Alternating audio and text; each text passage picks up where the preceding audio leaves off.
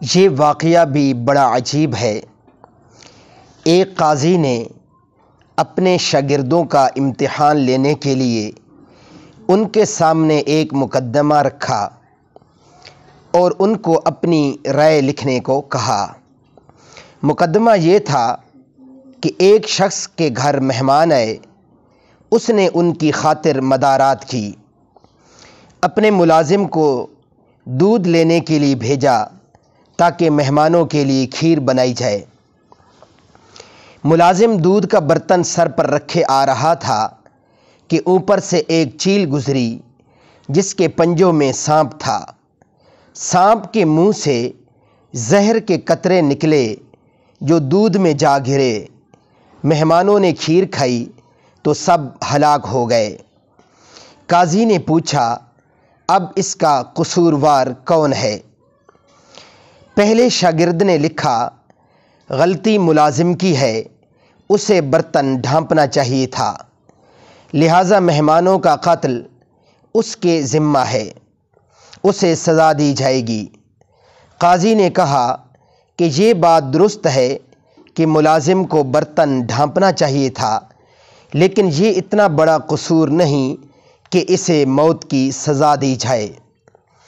دوسرے شاگرد نے کہا، اصل جرم گھر کے مالک کا ہے، اسے پہلے خود کھیر چکھنی چاہیے تھی، پھر مہمانوں کو پیش کرنی چاہیے تھی۔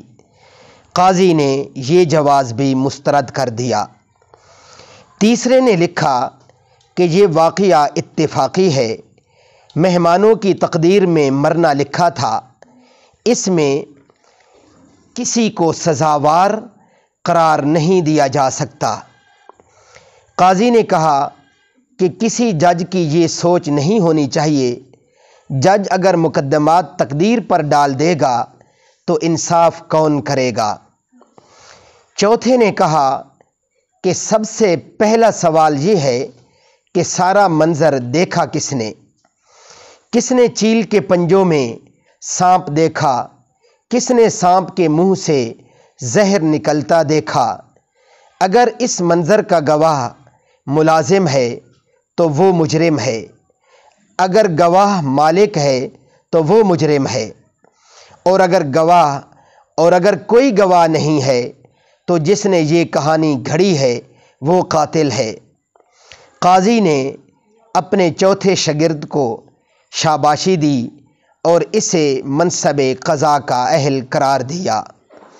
میرے محترم سامعین، عقل اللہ تعالیٰ کی بہت بڑی عطا کردہ نعمت ہے، بس اسے تھوڑا سا درست جگہ پر اور صحیح سمجھ کر استعمال کریں تو ہمارے بہت سارے مسائل حل ہو سکتے ہیں۔